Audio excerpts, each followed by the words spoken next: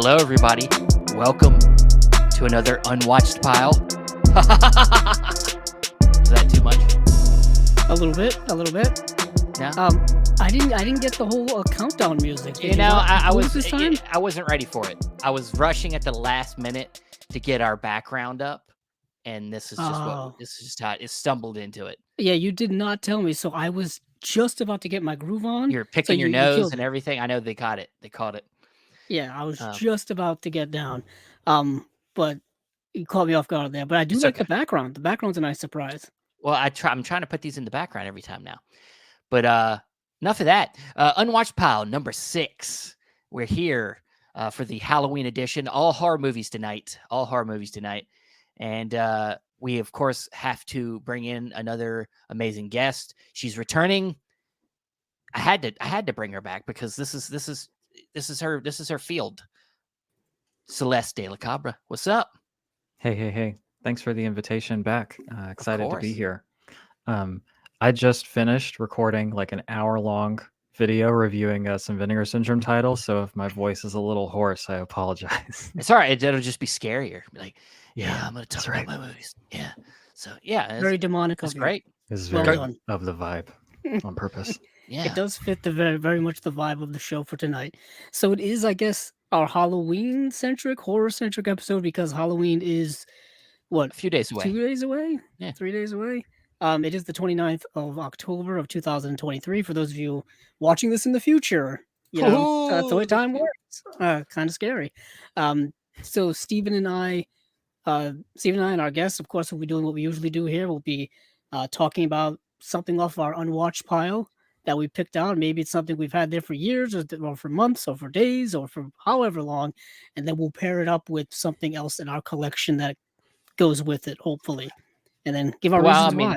I mean, it didn't have to technically go with it. It's just got to feel right to you. Something Like a double feel right to you. I guess that's true. Though, but our rules are so loose here, I don't even know them myself. It's like whose line is it anyway? The points don't matter. I mean, it's like, we just make this up as we go along. I don't think that there's a rule to double features. It could be a double feature of complete opposites. Like as long as you can justify some kind of connection or through line. Yeah, I think you're good. That's it. That's all you need. So before we get into it, Celeste, how's everything going with the channel? You said you just you just recorded a new review. How's everything going over there? We just put up an interview with Brad Henderson talking about the news with Best Buy. That video has been very successful, so I'm happy about that. I feel like I always say this when I'm on people's channels, but it's always an ebb and flow with me and my busyness and. Like I'm pretty open about my struggles with mental health, and that's been kind of rough as of late. So, I try not to beat myself up about it too much. I would like to be that person who puts up a video on the dot once a week or every single day or something. I don't know. Until I can quit my job to do this, I don't see that happening. But Celeste, I'll be completely honest with you, and this is something we haven't really shared yet with our audience. But Chasing Labels will have a change up probably sometime next year. Because, I mean, I don't know about Andrew, but for me, I feel like the schedule of doing a show weekly has started to get to me a little bit. You know what I mean? Like it's not, for me mentally, it's starting to not feel like fun anymore, doing it exactly the same way. And, of course, I got a baby here and I got all the other things that come with married life and job and stuff. And that's part of it, but it's like, I want to make sure that if I'm doing this with my friends, that it's something that I'm feeling it feels right. And so you can't force that, you can't just do it because you think you owe it to your audience. Like it's if they really like what you're doing, they'll hang with you and they'll wait for that next thing that you're ready to do. And I think feel the same way. I hope that whatever Chasing Labels kind of morphs into maybe in the next year, because we're still thinking about what we want to exactly do on the routine, but it whatever it is, hopefully people will continue to listen to our voices and want to keep chasing stuff with us. Yeah, exactly. And just to get on, Celeste's point or kind of pick up from that, it's not, getting motivation and energy to do really anything in life is super, super hard. Exactly. Let alone, something like this. You know what I mean? doing it for so long, like Steven says, it does wear on you a bit. So you find ways in which to motivate yourself, convince yourself, goof yourself, whatever, to kind of do but something. It needs to be the right motivation. It doesn't need to be, it can't be something false. It needs to be, for me, it's about, I love movies and I want to continue to find ways to stretch myself, but also not where it's becoming a job. Like I want to be able to, it needs to be more my choice. And when I'm on a schedule where I'm talking about movies and trying to watch movies that I don't necessarily care about, some of them, because some of them are and end up being not good.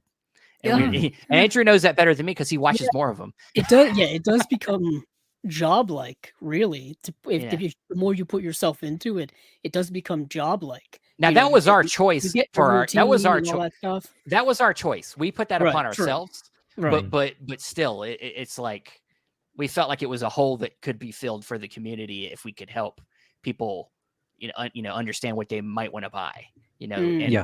Over time that just got old. But Celeste, I hope that whatever it is that you want to do, you're able to keep doing it, and because I think you do really great stuff. You do really great work. You. And you do bring up Vinegar Syndrome, and there will be a whole bunch of their stuff coming within the next several days. Then that just literally rushed into my mind as you mentioned that. Yeah. We're getting a lot of messages here. Real quick, we'll run through them. Got Dustin. Yeah, good evening. I've come for Andrew and Steven, and I'm staying for Celeste's second to none film analysis, of course. I agree. Dustin is a great friend and supporter of my ventures, so I really appreciate you being here. Fantastic. Thank you. And Josephine's dropping in too. We got some more from Josephine we're going to read off in a little bit. The maniacal laugh. Yes, that was me. Very John Lithgow. Yes. Nice. Yeah, thank you. That was. I feel that's a compliment. And Steven, I love when you sing on Chasing Labels. I dare you to sing a Halloween song, counting blue cars by. I don't even know what that is that you're talking. Magic Swallow. What is that? Remember that song, Counting Blue Cars from the 2000s, from our younger days? I don't. I'm a pretty big music person. I gotta admit, I don't know what that is either. I've heard the name somewhere, but what's crazy is if you play it, I think you'll get it. You know what I mean? It may it pop might be one of those. Yeah. It was on the rotation back in the day. I may or may not have it on a playlist somewhere. Oh man. Or even in my maybe iTunes. Can sing it for you. No, thank you. I only do that if I get paid. If you're good at something, never do it for free. Oh, okay. Well, we'll make sure the Joker said that. Well, yeah, I know that. The Joker said that. But an admirable role model. Of course, he's whatever the Joker says. Everybody's saying hi, Josephine, Dustin, and they're saying hi to each other. So before we get into our, of course, unwatched piles, our selections for this week, Josephine. Speaking of Josephine, she had a list of first-time watches herself that Andrew's going to read off some spooky watches for the season. So what is that list? Yeah, first-time spooky watches, but the format in which I'm going to do this in will be as if it's an award show.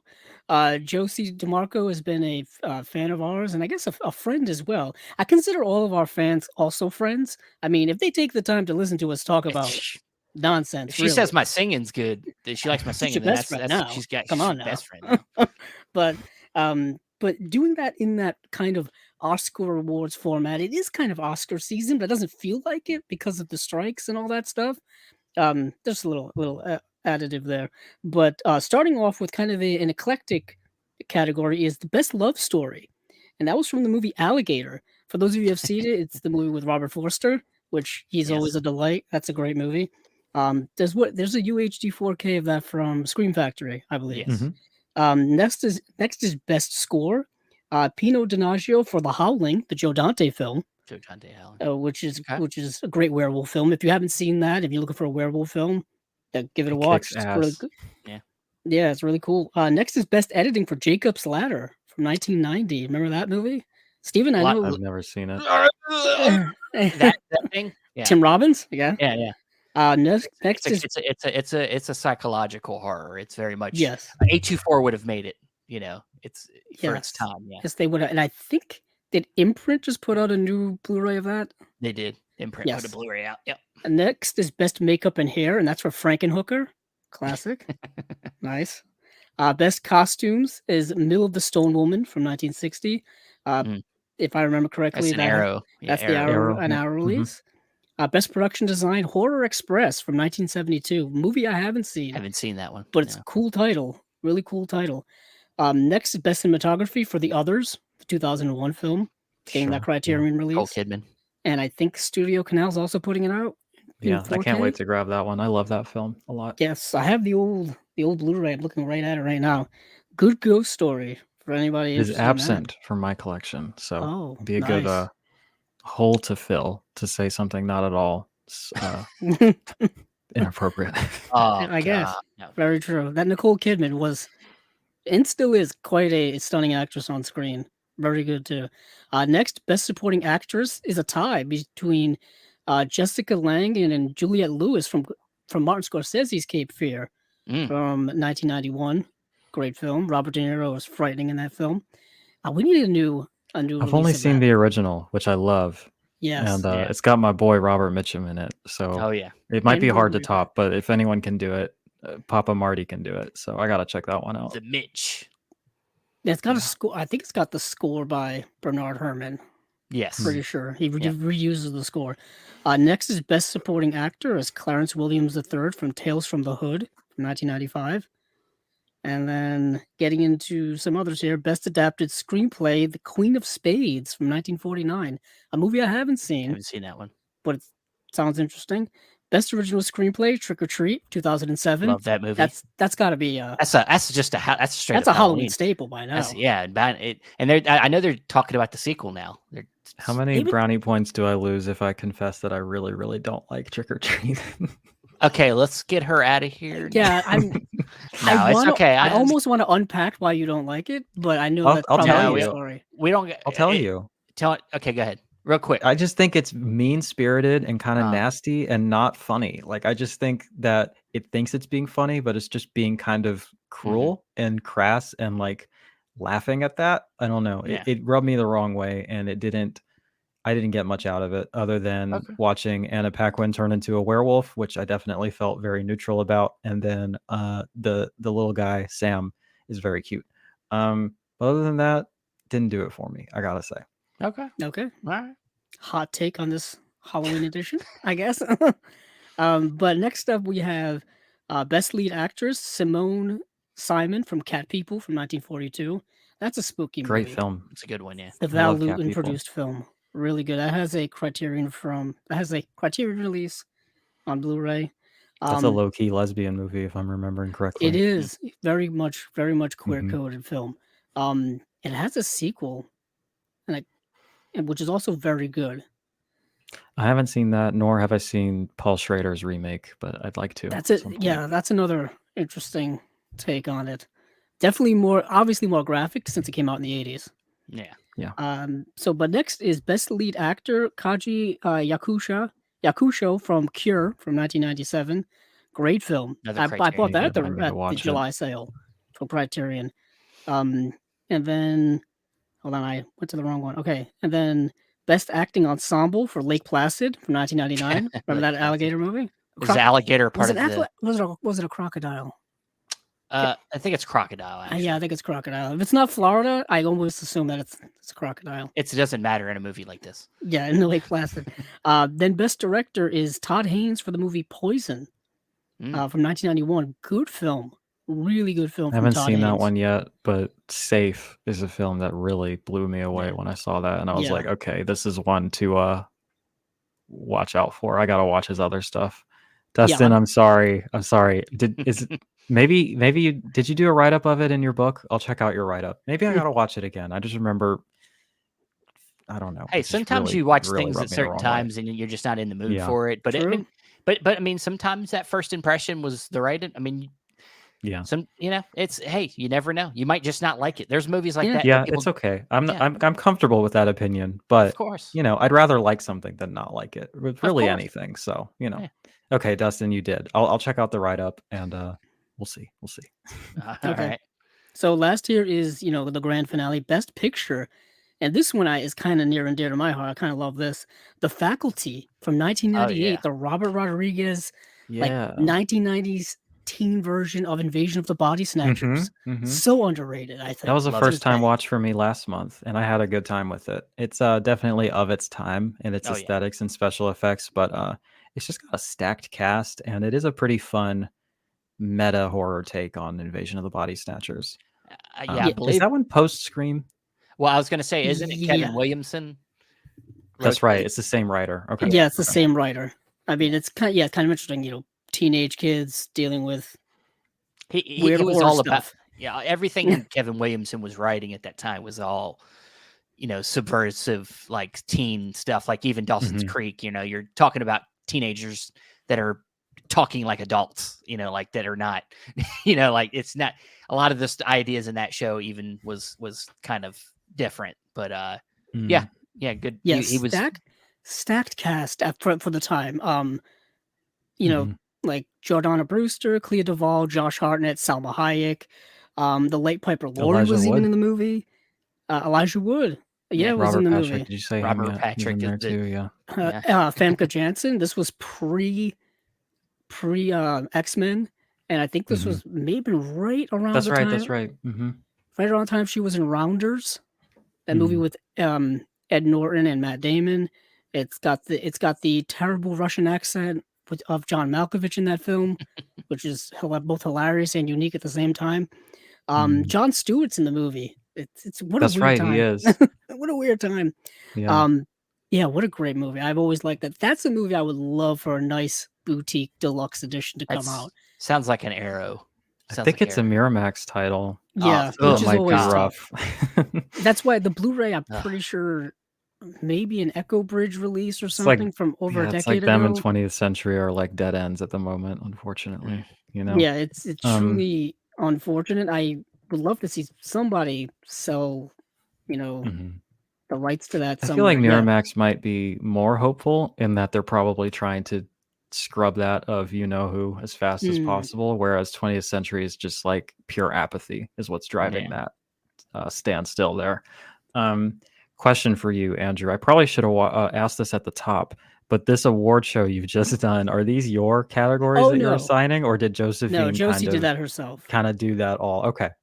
She did that herself, and that's just her personal picks of the movies that she watched during. I guess the month of October, because we're about to wrap up. Yeah, those are good ones.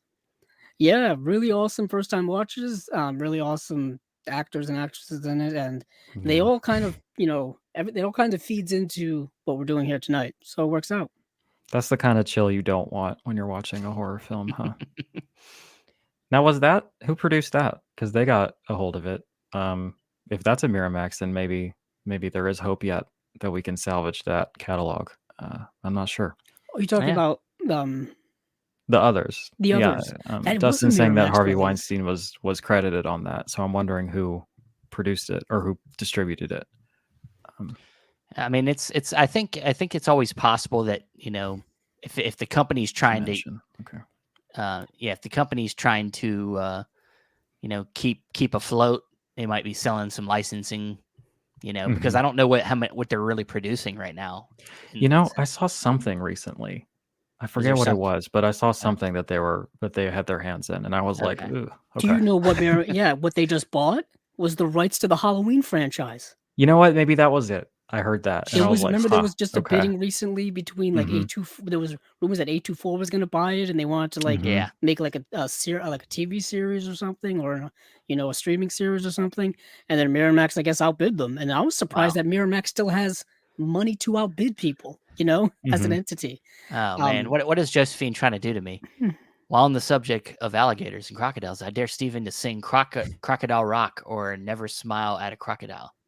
Do you know any of these songs, Steven? She really wants to hear you sing. Apparently. Crocodile Rock. You know what, Steven? That would have been a pretty cool... Remember we were talking once upon a time about setting up a Patreon? You singing would have been a good tier. Apparently.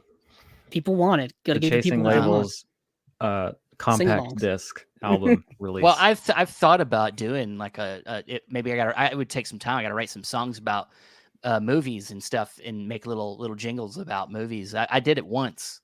I could do it again. I could do a whole album. Nice. I'll Taylor Swift this shit. All right.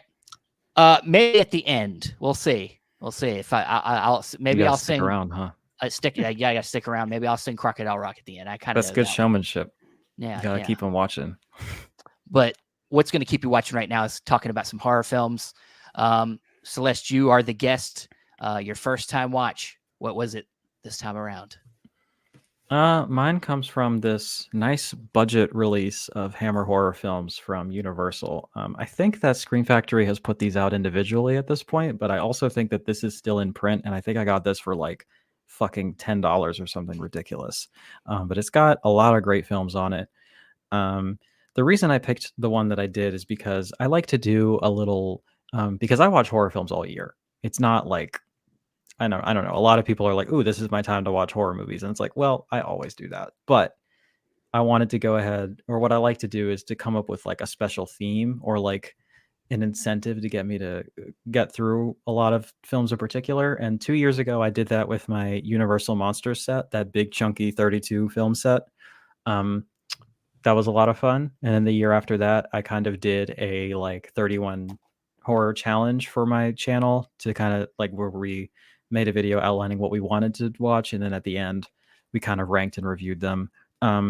This year I wanted to finally tear through my large amount of Hammer horror films in my collection, because they have quite a few budget friendly collections that have been put out. It's this one and then that Mill Creek box set, which is actually really excellent, by the way. And then I had another like 4 film pack or something like that. And so I was like, well, I'm already doing this. I'll pick one that's coming up. And I'm a little bit behind, so I had to skip ahead a bit. But it's right there. I did The Kiss of the Vampire. Nice. Because that felt on brand. I was looking at the ones coming up and I was like, that one looks like a me type joint. And it wasn't quite as much of that as I was hoping it would be, but it's still fun. It's still a good movie. I think I landed at like a 6 out of 10 on it. Have either of you seen it? Oh, thank you, Josephine. That's really sweet of you. Oh. It's getting so warm and fuzzy on this show. Stop complimenting us, Josephine. God, let us focus. Never turn down a compliment. I'm just kidding. Come on, Steven. I'm not good with compliments. Steven must be so used to getting them, I guess. I'm not good with compliments. Save some for the rest of us, please. But no, unfortunately, I haven't checked out Kiss of the Vampire yet. You said 1963. That's the year. I don't think I said actually, but it's something like that. Yeah, because. Yeah, I was at the early 60s because I did it chronologically and I had to skip ahead a few years, but 60 something. Yeah, early. Could you give us a little bit of a synopsis? What was it about? So it's about this newlywed couple that is kind of traversing through Europe as they are wont to do. And they get lost and kind of stop at this inn. And then the neighboring castle hosts a family or a coven of like vampires or whatever, and they get sort of invited to this dinner party. I don't want to spoil anything, but it's also like we know where this is going. You know, it's kind of like it shouldn't be much of a surprise the things that happen in this film, but it's sort of that sort of deal. I don't know. It's just, I've been thinking a lot about how expectations play into our viewing experiences, and how a lot of the times when we don't like something, it's actually just a mismatch of expectations and not necessarily that the film has failed at anything. Yeah. So I've been thinking about that a lot, and I'm wondering if this is actually a fault of the film or if it's just not what I wanted. But well, I mean, look, as film, as through time and history, we become more educated. If we're dedicated to something, we all become more educated. When it comes to art, we've got so much downloaded to our brains now as film fans that it's hard not to go into something and wipe the slate clean. It's hard to be objective. I think everything can be reinterpreted with time once you've seen something, like what you were talking about with Trick or Treat. You saw it the first time with expectations, with things in your mind that you've maybe seen before, and you saw it a certain way and you didn't like it, but you could go back and with a fresh, now that you've seen it, go back and look at the movie differently and pay attention to other things, and your mind could be totally different, could be the same. I think it's so difficult to remove expectations and kind of your own baggage when going into a film for the first time, that I think a second viewing is always, I mean, of course, we don't all have unlimited time. I wish we did, but like a second viewing, I think will always either one, allow you to see it on its terms as opposed to yours and kind of appreciate it for that. Or now that you've kind of adjusted your expectations, you can kind of more accurately critique the things about it that you don't think work because they're not just disappointing you. But for this one in particular, I don't know. A lot of these vampire films, or just in general, like these sort of satanic cult type beats that I tend to enjoy and like a lot. I think it's only recently, relatively speaking, that you kind of get films that subvert the traditional narratives surrounding these things. The Witch being the most prominent and I think the most cathartic example of this. But especially with these like early 60s Hammer films, like fucking, what's it called? The Devil Rides Out is another one that just kind of bummed me out by the end, where it just, or like The Omen 3, a lot of these types of films where it's not clear to me if it was the artist's intent to do this or if it's like a studio note that's like, come on, man, we got to smuggle into like Christian messaging or like make sure that it's not too offensive by the end of it, you know? So that is always kind of like, okay. I mean, to be fair, the way that this happens in this film in particular, like the last scene is probably the best one. There's a lot of bat gore going on and it's pretty intense and fun to watch.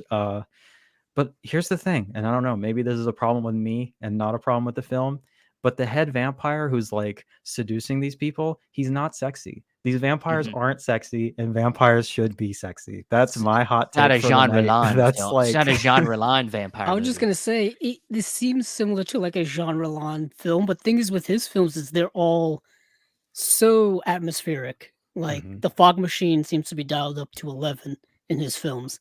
And they talk about like sexiness, like he's really provocatoring you as a viewer to really kind of get those things. I mean, obviously later on in his career, he would literally make adult films. So obviously he's still playing around with pushing those envelopes within the Hammer horror, you know, not even Hammer horror, just kind of horror in general. Stephen, what was the Fantastique? That's what it was.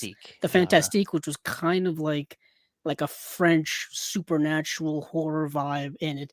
Check out Kat Ellinger's documentary she did on it. It kind of explains everything, not only about him, but kind of about that subgenre in and of itself. It's on the Arrow Player, which is kind of like, it goes hand in hand with Hammer horror. You know what I mean? Because they're both kind of trying to push the envelope when it comes to what what you can do with the horror genre on screen. Hammer horror is interesting. Because there's some great Hammer horror, but then there's kind of like lesser stuff. Sure. Like at least they're trying to swing for the fences at sometimes, and other times they're playing it safe, you know. Or try to capitalize on something like vampirism and sexiness of vampirism, but also blood.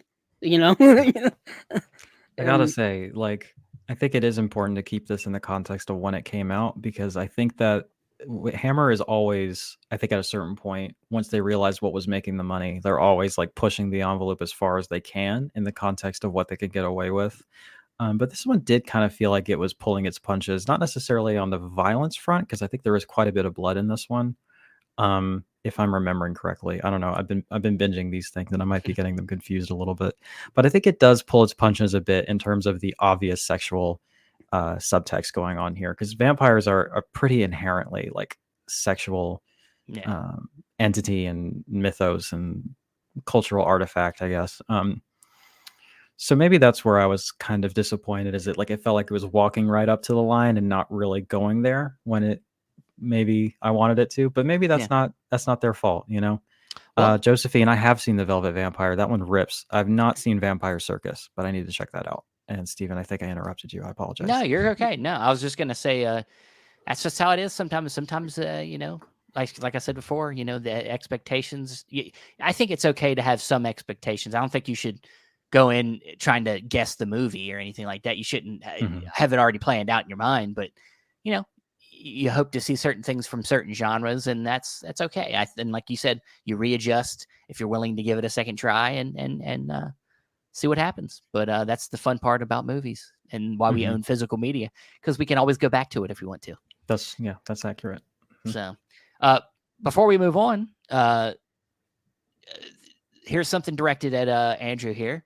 Not the last week's episode, Shakes and News, but the one before that. I loved when Andrew was describing this comedy that wasn't good, and Steven said, "It's a bomedy."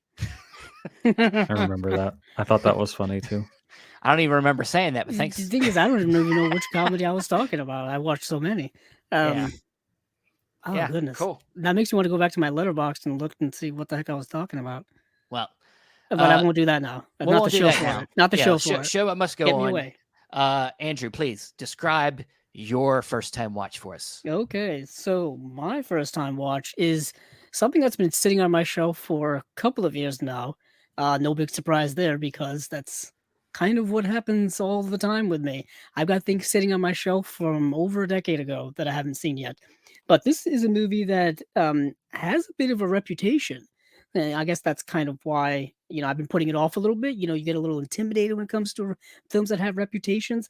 And this is the Swedish silent film called Haxan, or I believe the Danish pronunciation is Hexen. And this is a silent film from 1922, directed by Benjamin Christensen.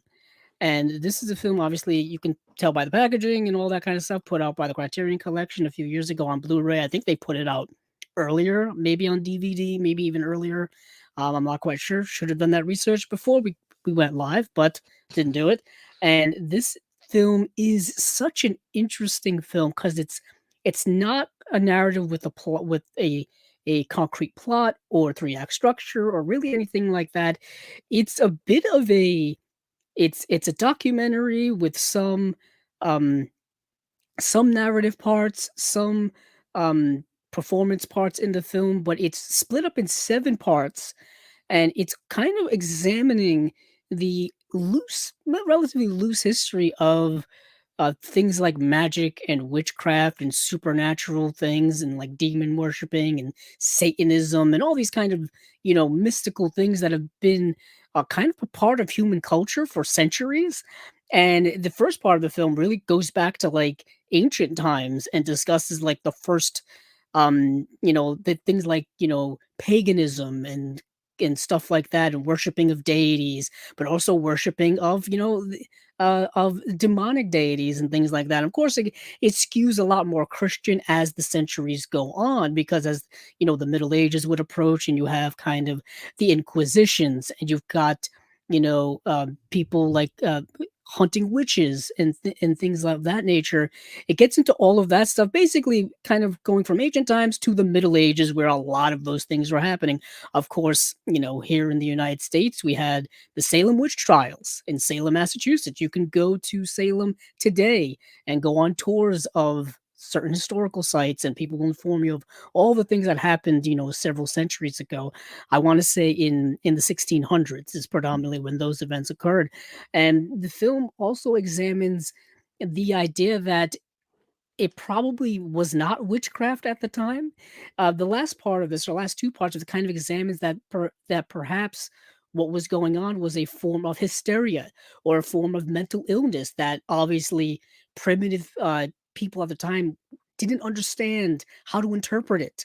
I mean, we're only kind of understanding how to interpret certain mental illnesses now, and it's the 21st century. We're still dealing with how to deal with that, let alone centuries ago. Our idea of kind of modern day psychiatry and modern day psychology is only about a century old, really. If you think of people like Freud and all of those were only really at the turn of the century to an extent.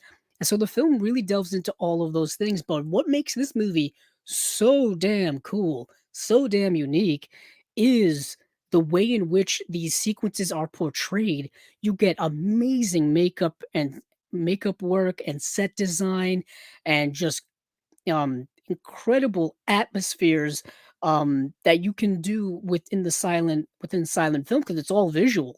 Silent movies are all visual, and you get certain. Obviously, you can see on the front here. Look at that demonic present, this devil thing in here, and the way in which all of these things are constructed are so incredible for the time that you're watching this. I believe the production of this film went from 1919 to about 1921. So obviously, you're dealing with special effects that were probably light years ahead of their time, and which the time it was made. No green screen or CGI back then. Everything had to be practical, so you had to be really detail oriented and stuff like that. And the film doesn't hold back when it comes to depicting things like torture and just the incessant brainwashing to convince people that they're witches when in fact they probably were not witches. They were just people with mental illnesses. And it kind of shows that exploitation of that fear mongering and all of those things. Really an amazing movie. Clocks in about 105 minutes. This edition is really, really cool. It's got an introduction by the director himself that he did like 20 years after the movie came out, or so. So that's really interesting. It's got some audio commentaries on here as well. Really cool movie. Really cool. If you're into silent film, into horror silent films, if you're kind of wondering what people thought of when it came to witchcraft and paganism and all of those things about a century ago, because this movie is about 100 years old. This is really cool. I highly recommend checking this out. Awesome. Sounds cool, man. Josephine's got some trivia for your movie. Haxon Films, the creators of the movie The Blair Witch Project, took that for their name for the production. Yeah. Well, Hexon actually means the witch or the witches or something like that. That's what it translates to into English. So that's very appropriate that they would take that. Awesome. Well, so real quick, there is a review from me of this film on my channel from a now defunct segment, but Haxon is one of my all-time favorite films, like top 100 level stuff for me. It's probably my favorite silent film. I was just absolutely blown away by it when I saw it. Like, it's like part documentary, part essay film, part like, and then like little narrative vignettes inside, and it's like incredibly progressive for the time. In its politics and in its social commentary. Like, it's a fucking like banger straight up. Like, I love that film so much, and the imagery is just astounding.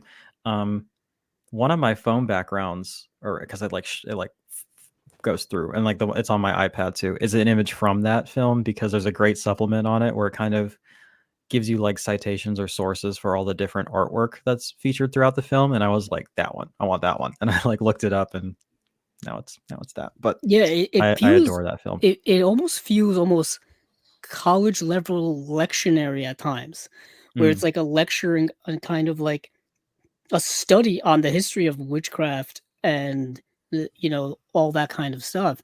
And yeah, it's such an amalgamation of different genres, as well as Celeste was saying. That's what made it so unique, and also so captivating. The imagery in the movie is haunting. And you can tell at times it's making fun of the absurdism of extreme conservative Christianity and how it was just out to get people just because it was too afraid to think of anything else that wasn't Christian. You know what I mean? Like there's a whole thing that can go on how the tirade of the negative aspects of Christianity on the history of humanity, and this film was probably part of that lecture. And this film really much points that out, where it's like, yeah, they would just torture the hell out of people, and they murdered like millions of people over a long period of time just because they were different. And it's people with probably mental illnesses, but also people probably not mentally ill, people who were just different. People who were perhaps had different disabilities, deformalities or stuff like that were born genetically like that. And they would be like, oh yeah, that person's a witch, kill them. You know what I mean? It's the absurdity and the stupidity of humanity throughout its history that people tend to ignore. But I'm glad that this kind of points that out. Yeah, I think these witchcraft films always kind of strike a chord with me and always resonate with me, because the way things are going, it doesn't necessarily feel like a product of the past anymore. Like, it feels like we're regressing and marching towards like religious fundamentalism and this kind of witch hunt type thinking. Especially as a queer person, like it's not great lately. And these films are just really cathartic and just also aesthetically on point for me. So It's hard to mess up a witchcraft film for me, I think. Sadly, history is very cyclical, and it's coming back around now. Again, like it just keeps going in a circle When it comes to our culture and society, we tend to never learn from the past at all. That's unfortunate. Yeah, I talked about it in my review for the Devonsville Terror when Vinegar Syndrome put that out, which is another witchcraft film. And it was just shocking to me how like lines of dialogue from that film felt like they were lifted directly from the headlines today. And I was like, man, this came out like 50 years ago and it's talking about ideas from like 500 years ago. Like, this is depressing. Well, it's part of the problem is same people in charge of our country probably were born back then, and we're probably in office then, and they're still in office. Like the same people that they just are in control or like 50, 60, 70 years old. I talk about this all the time. There's a lot of oppression of the freedom of thought and the freedom of thinking because they kind of don't want society to progress in any way. Yeah. When it comes to not even like witchcraft and stuff like that, but just like Celeste was saying, the bigger picture things, things that are affecting our society. There's such a fear, that same fear that they were, showing, centuries ago when it came to witchcraft. It's the same fear that they have now in many different aspects of our society today. And it keeps regressing, like you said. A state of arrested development. That's what I always call it. Yeah. Josephine's trying to ruin your double feature. Did she ruin it? Is it you pairing it with The Crucible? No, I'm not. Okay. I would agree with that pick. The Crucible is one of my picks for like the most underrated films ever made. Like, I adore that film so much, and it kind of gets slighted as like one of Daniel Day-Lewis's like lesser works, or like just kind of a histrionic, like not very good movie. But I don't know, I find it to be very powerful and again very prescient and of the moment every time I see it. And it's based off of a great play too. Oh yeah. I remember the play, and I know that they've done a few movie adaptations of it. Yeah. Also, Dustin says, Celeste, can't wait to hear your thoughts on the new VS release, Mark of the Devil. A lot of the same themes of religious and hypocrisy. Found it very provocative. Hell yeah. When they announced that, I was like, this is exactly my shit. I can't wait to watch it. And I got it in the mail yesterday, so I'm excited. Nice. All right. Hey, Tim, what's up? Another one of your regulars, Tim. All right. I watched his video. Did we lose Celeste? He's very busy, but I enjoy his content, and he's a chill dude. He had some pretty scathing things to say in a live stream yesterday that made me laugh a lot. So nice. I'll leave it at that. All right. Well, I will go ahead and head over to mine. So I was thinking about what I wanted to watch, and looking at some of my favorite horror movies that I tend to watch every year. One of my favorites is The Fly. I'm a big Cronenberg fan.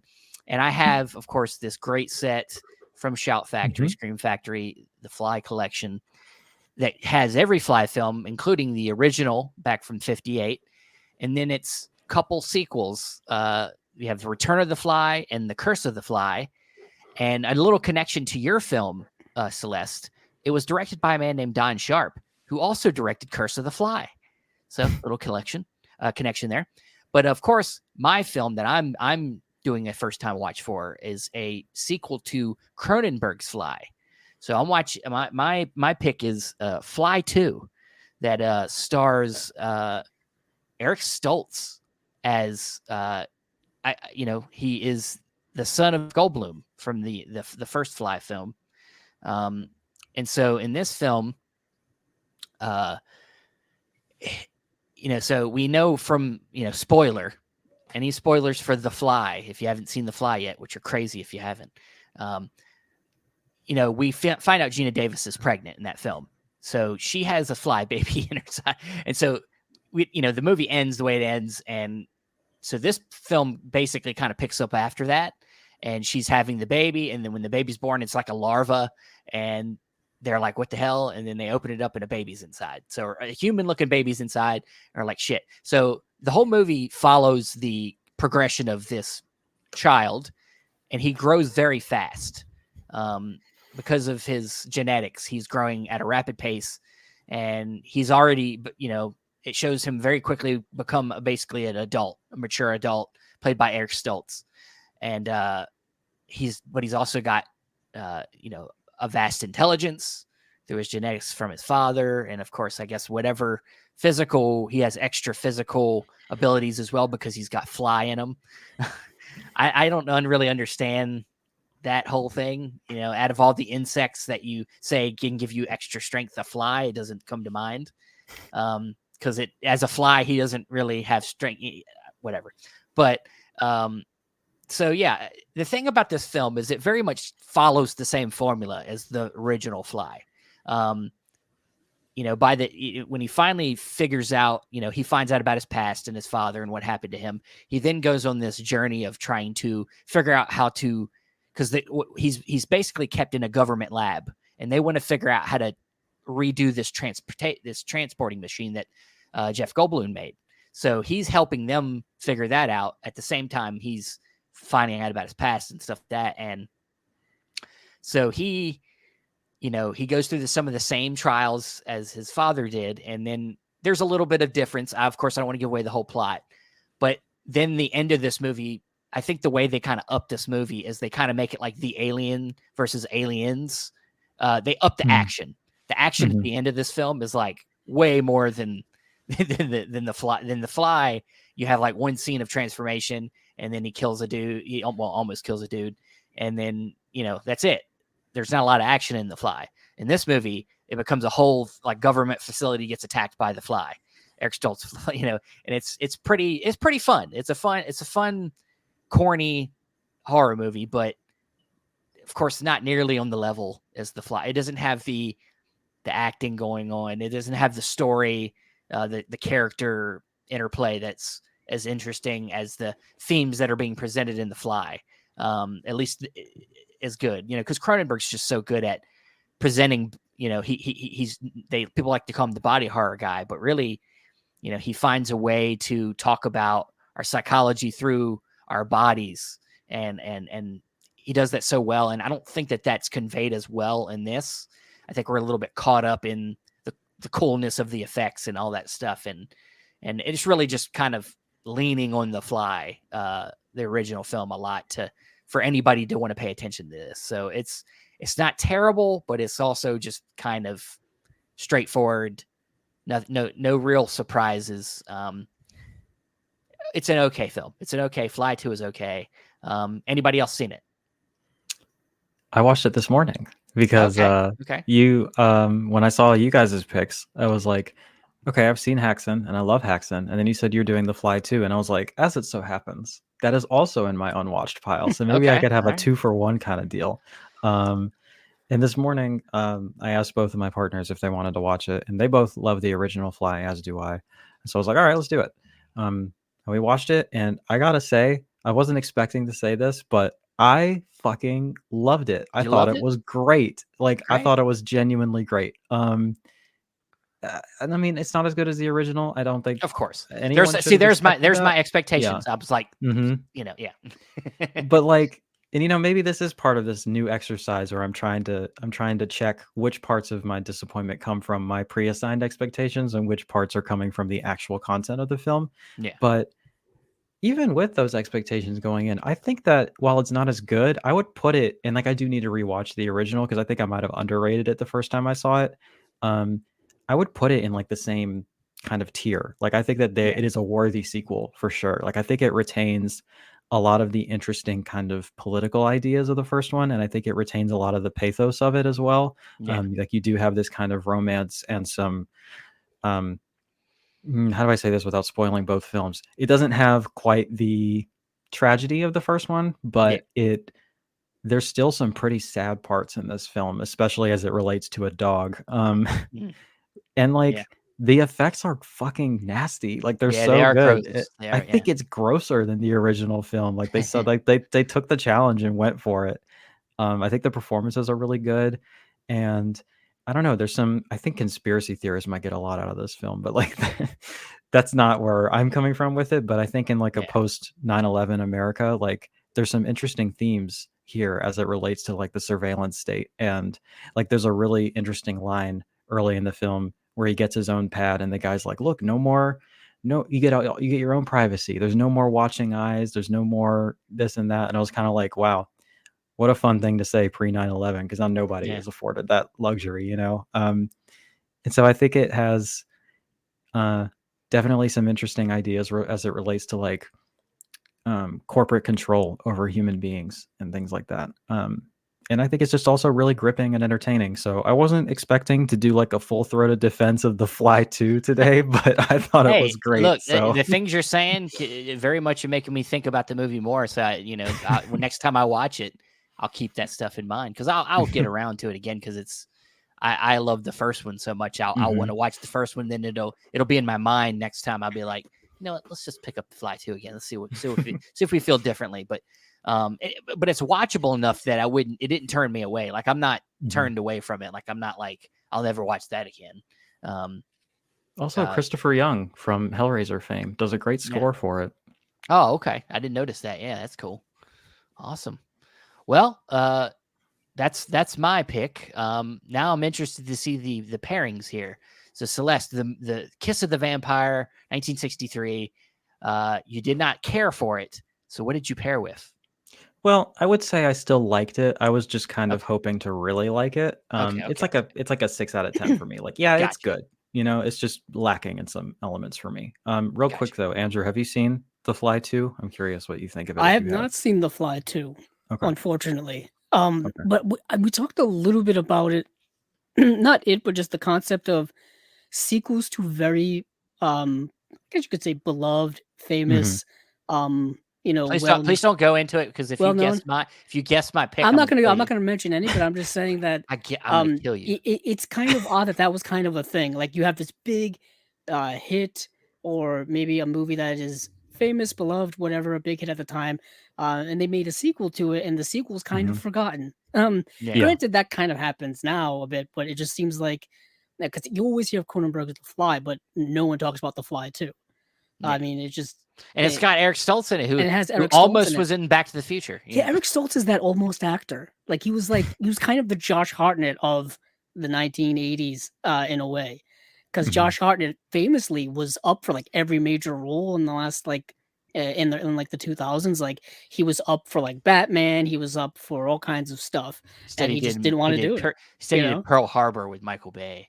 He wasn't that as well. That was a big movie at the time. When I was watching it, I was like, he looks vaguely familiar. And I pulled up his Letterboxd. And I was like, well, I've seen like 10 of these movies, but I don't necessarily recognize him from any of them. So he is kind of that almost actor, huh?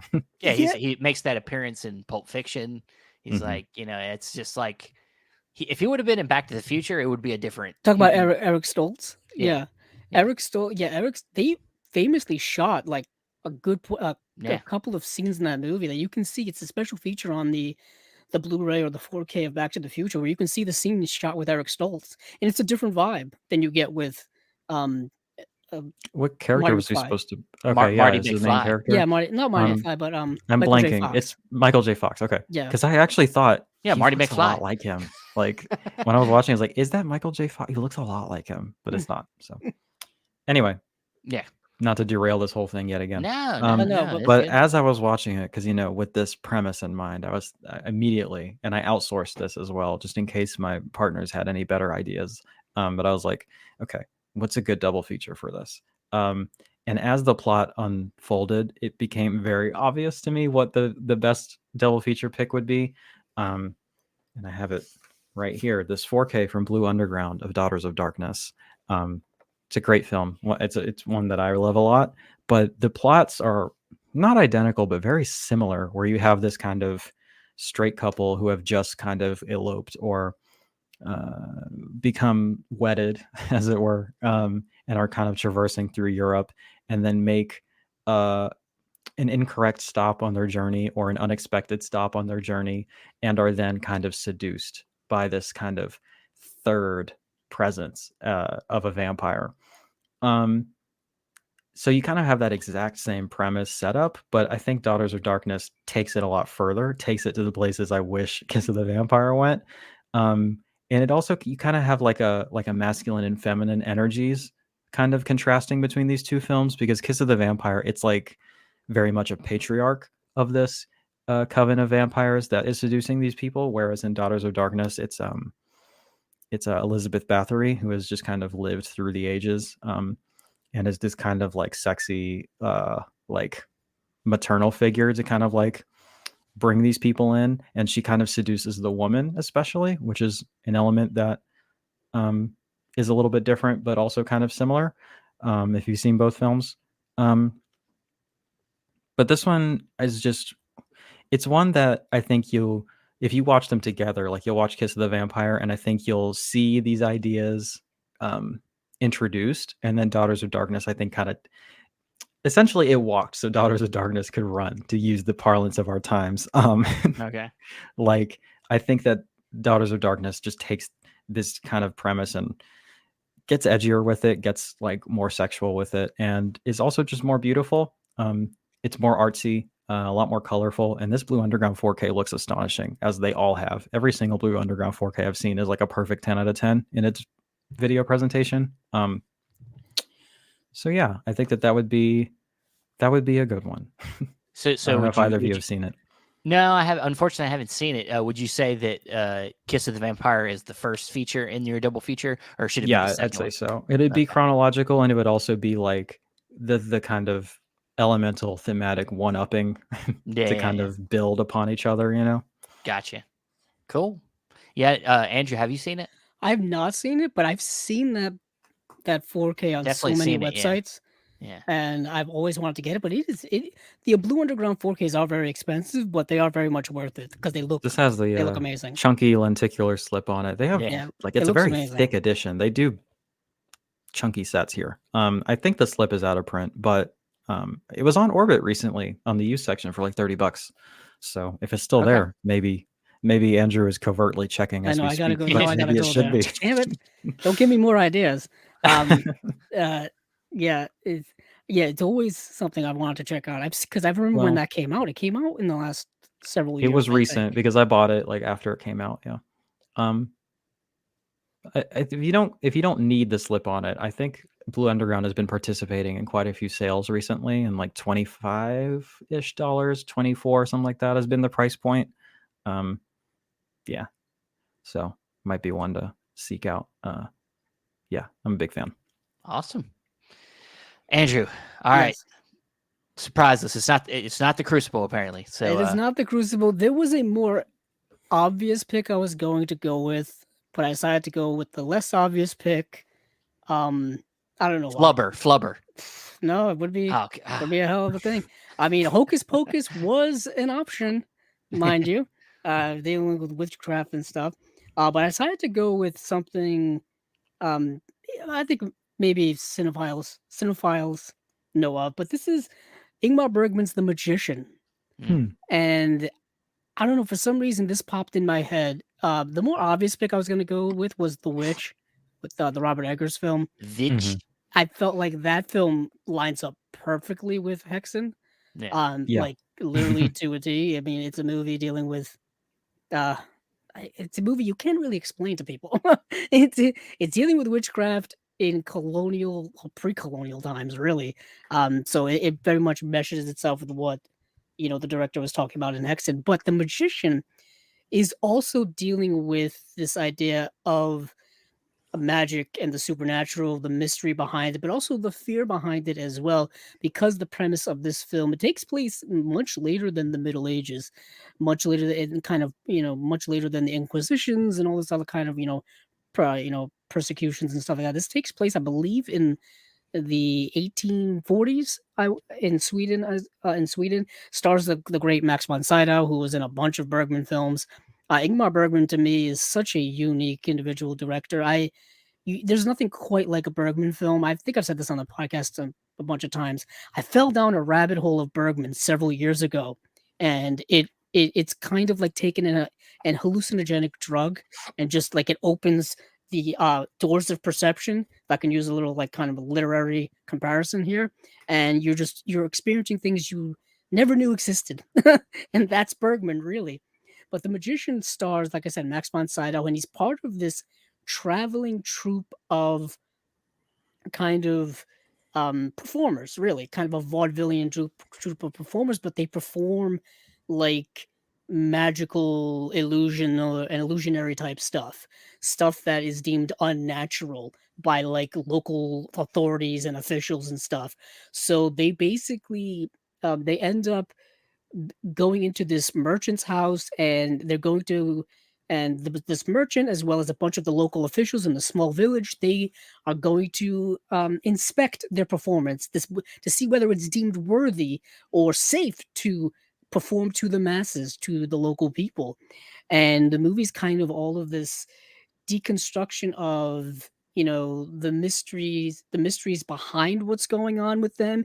Is it real? Is it magical? Is it appropriate? Is it not appropriate? What's the whole thing behind it? The kind of deconstruction of these supernatural tricks that they're playing.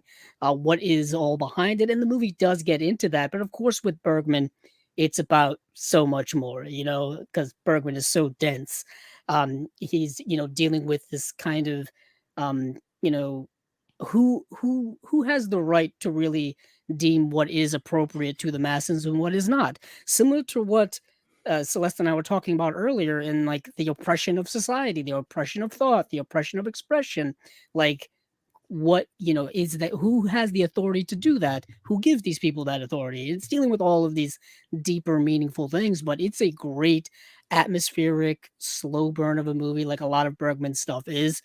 Um, when it comes to someone like Bergman, I wouldn't say dive into this one right away. I say go with his earlier stuff, Summer Interludes, Summer with Monica, and kind of work your way to The Magician. It's not Persona or some of his other more grandiose films that'll just knock you out, but it's not one to start off right away. It's kind of an intermediate, like right in the middle.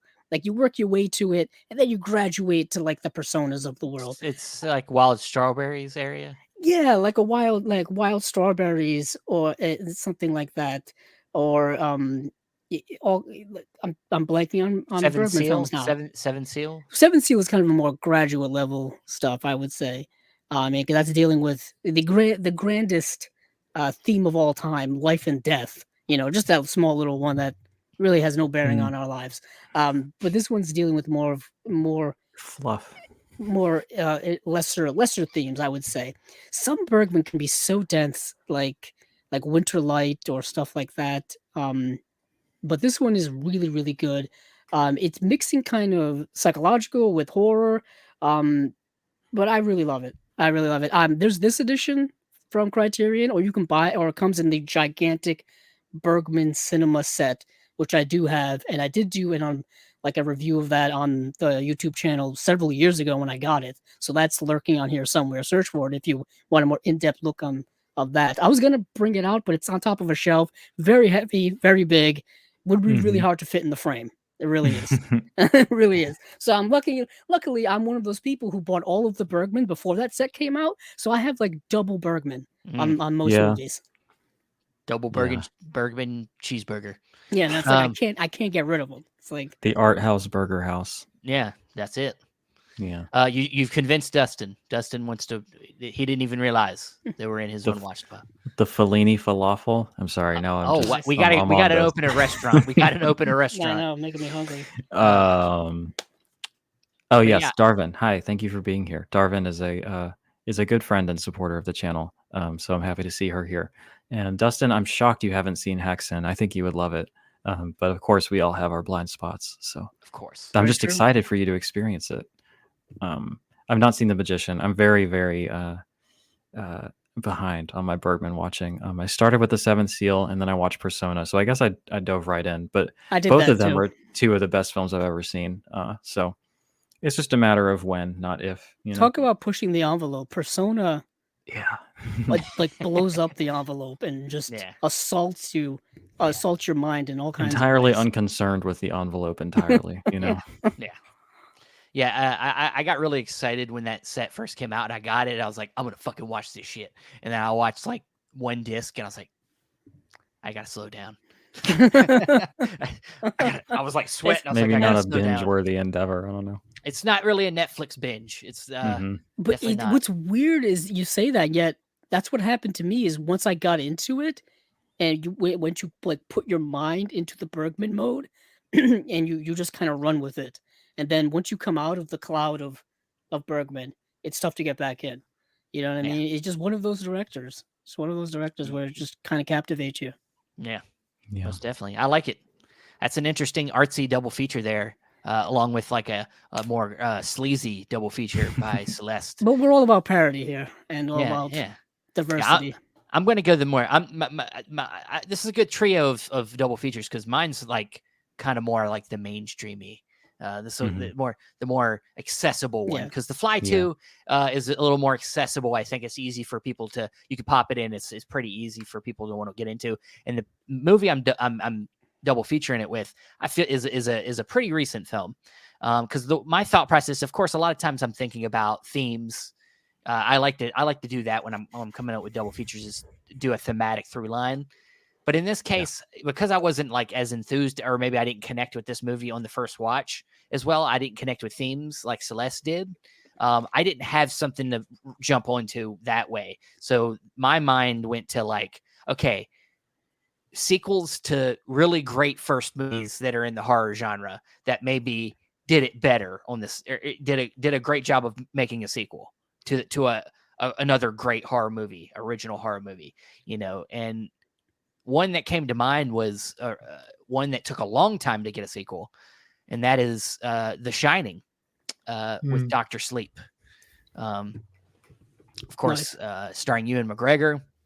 And, of course, this is a sequel to a really great horror film. And honestly, I thought Dr. Sleep did a really good job of paying homage to that first film, but also, really taking it further and delving into more of the backgrounds of the characters.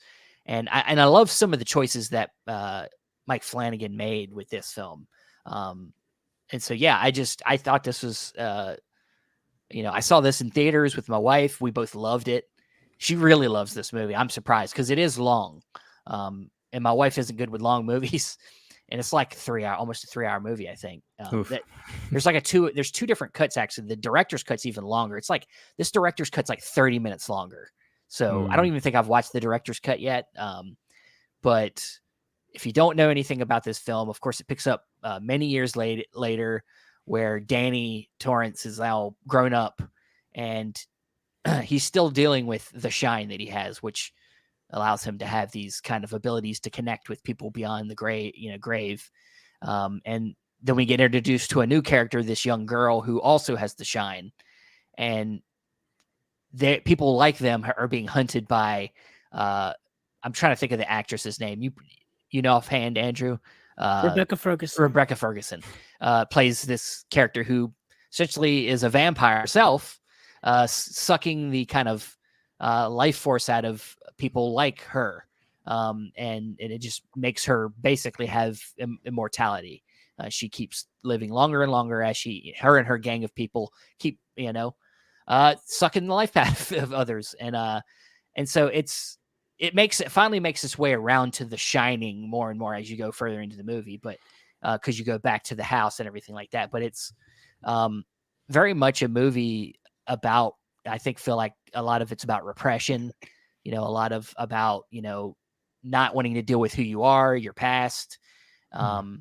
And that's what Danny has to do in this movie, is kind of confront his past. And what I love a lot about the choices that were made in this movie is when we do look back to like scenes of the original film, he decides to reshoot them and then like not like try to like deep fake some guy and make him look like Jack Nicholson. He uses another actor, and like it kind of deals that right there. I thought the choice is great because it's like, that's how Danny saw it. Now we're seeing it from Danny's point of view, and that's how he remembers it. And we know how memory can be unreliable and things can be unreliable. And I think that's the other thing is dealing with memory and things like that. It's a very interesting sequel. And I just really go back to, I've watched it a couple times, and I think it's a really good job he did. Mike Flanagan's become the Stephen King machine with everything he's doing on Netflix and stuff like that. But anybody else here seen Dr. Sleep? That one is on my unwatched pile as of now. I remember when the book came out, my brother is a Stephen King fanatic, and this was at the peak of his interest. And so I pre-ordered the hardcover and got it for him. Nice. And I found a used copy of that for a pretty good price. So it's been sitting in my 4K section and just haven't watched it yet. But yeah, I've heard nothing but good things about it, which is, I mean, I guess it is based on Stephen King's own sequel to his own book, but like the idea of doing a sequel to The Shining is so like monumental a task, you know, just that's one of, you know. Well, and the interesting thing is that for people that are fans of the film, of course, the studio's like, okay, we want to make a sequel to the movie.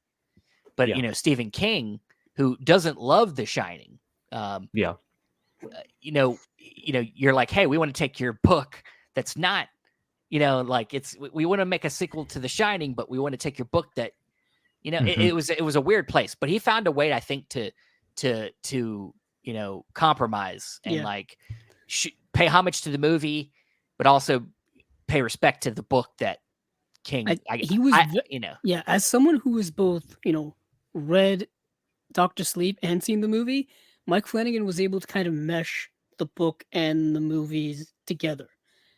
Specifically in relation to the Stanley Kubrick film, The Shining. He was able to kind of mesh those two worlds together very, very well.